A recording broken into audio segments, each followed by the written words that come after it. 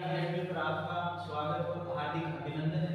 आज अपन जिस भर्ती की जानकारी के बारे में बात करेंगे वो है अपनी जेल प्रहरी की भर्ती। कौन सी भर्ती है? जेल प्रहरी की भर्ती जो है इसके बारे में अपन देखेंगे। तो ये जो जेल प्रहरी की भर्ती अपने राजस्थान में आई हुई है, तो इसके अंदर कुल जो पद है यानी ये जो भर्ती आई है वर्तमान में 803 पदों पे आई है। कितने पदों पर? 803 पदों पे आई है। जिसके अंदर अपन बात करेंगे जो 803 पद है इसके अंदर कुछ पद तो है वो अपने नॉन टीएसपी एरिया में जाएंगे और बाकी जो पद जो बचेंगे वो अपना टीएसपी एरिया। अब टीएसपी एरिया जो है वहां पे इसके अंदर जो पोस्ट है वो तो है मात्र 44 पोस्ट, यानी 44 पोस्ट तो जो है वो टीएसपी एरिया के लिए है और नॉन टीएसपी के लिए जो पोस्ट आई हुई है वो है 765 पोस्ट। ठीक है, तो ये जेल प्रहरी का जो वर्तमान में जो फॉर्म आया हुआ है इसके अंदर पदों की जो संख्या है वो लगभग 800 पद है, ये आप मान के चलो। ठीक है, ये तो अपनी जानकारी होगी इन पदों के बारे में, यानी ये जो जेल प्रहरी भर्ती है इसके पद कितने हैं। ठीक है, एक बात और कर लेते हैं कि क्या सर इसमें जेल प्रहरी के अंदर सीटी चाहिए? तो ये जो भर्ती आई हुई है बिना सीटी के भर्ती है, यानी इसके अंदर जो योग्यता रखी गई है वो केवल 10वीं पास रखी गई है। यानी जो बच्चा सीटी नहीं दे पाया या फिर वो बच्चा जिसकी सीटी पास नहीं हुई है वो भी इस फॉर्म को भर सकता है। ठीक है, अब अपन आगे बात करेंगे कि क्या इसके आवेदन शुरू हो चुके हैं। हाँ, इसके जो आवेदन है वो 24 दिसंबर 2024 से शुरू है और इसकी जो अंतिम तिथि यानी आवेदन करने की जो अंतिम तिथि है वो 22 जनवरी 2025 है। ठीक है भाई, यानी आवेदन कब से शुरू है? आवेदन शुरू है 24 दिसंबर 2024 से और अंतिम तिथि जो है इसकी वो है 22 जनवरी 2025। ठीक है, ये तो बात हो गई फॉर्मों की कब से शुरू हुए और अंतिम तिथि की कब है। अब अपन बात कर लेते हैं कि सर इसका जो एग्जाम होता है वो कैसा होता है। तो देखो भाई, जो जेल प्रहरी का एग्जाम होता है उसके अंदर प्रश्नों की जो संख्या अधिकतम होती है वो 100 होती है, यानी प्रश्नों की जो संख्या होती है वो अधिकतम 100 होती है और इसके अंदर जो अंक होते हैं यानी 400 अंकों का पेपर होता है। प्रश्नों की संख्या 100 होती है और अधिकतम जो अंक यानी एक प्रश्न जो रहेगा वो 4 अंक का रहेगा। अब वो प्रश्न जो है इसके अंदर अपने कौन-कौन से प्रश्न आएंगे भाई, यानी कौन-कौन से पार्ट आएंगे। तो देखो, पहला जो पार्ट है अपने पास वो रहेगा रीजनिंग का और रीजनिंग के अंदर ये जो प्रश्नों की संख्या रहेगी वो रहेगी 45 प्रश्नों की संख्या रहेगी और इसके अंदर अगर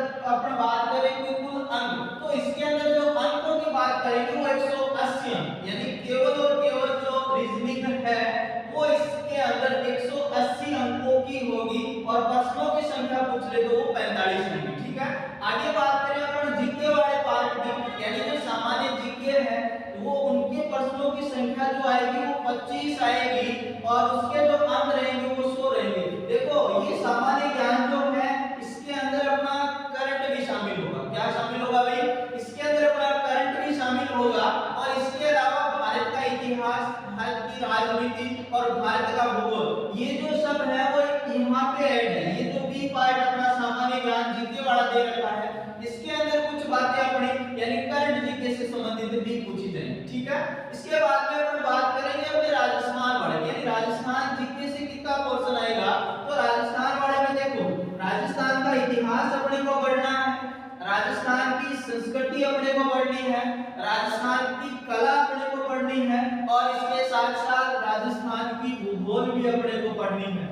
अब ये जो राजस्थान वाला जो अपना पार्ट रहेगा इसके अंदर अपन देखें प्रश्नों की संख्या तो वो रहने वाली है अपने कितने भाई? 30 और इसके जो अंक है वो है निर्धारित कितने भाई? 20। इस प्रकार से अपन अगर बात करें तो प्रश्नों की तो संख्या होगी अपने पास 100 और जो अंकों की अगर अपन बात कर ले वो अंक आएंगे अपने पास 400। ठीक है, अब कि सर ये जो परीक्षा होगी इसके अंदर समय कितना निर्धारित है? तो समय देखो तो यहाँ पे होगा 2 घंटे का, यानी अपने पास 120 मिनट होंगी और 120 मिनट में अपने को 100% सोल्व करने हैं। ठीक है, आगे बात करें कि क्या इस भर्ती में नेगेटिव मार्किंग है या नहीं है। तो हाँ, इसके अंदर नेगेटिव मार्किंग है। जहां अपना 1% सही होगा वहां पे अपने को 4 अंक मिलते हैं। अगर गलत किया तो अपना एक जो अंक है वो ऋणात्मक होगा, या फिर अपनी कि एक नंबर जो है अपना वो कटेगा। ठीक है, ये बात हो गई अपने सिलेबस की, बात हो गई, प्रश्नों की संख्या हो गई, कुल अंक हो गए। अब अपन बात करेंगे कि सर परीक्षा होने के बाद क्या होगा। तो भाई परीक्षा होने के बाद आपका फिजिकल होगा। क्या होगा? आपका फिजिकल होगा। और फिजिकल में क्या है? फिजिकल में भाई दौड़ है, और दौड़ महिला और पुरुष दोनों के लिए समान है, लेकिन पुरुष जो अभ्यर्थी है वो 5 किलोमीटर जो दौड़ लगाएंगे वो अधिकतम 25 मिनट का समय है।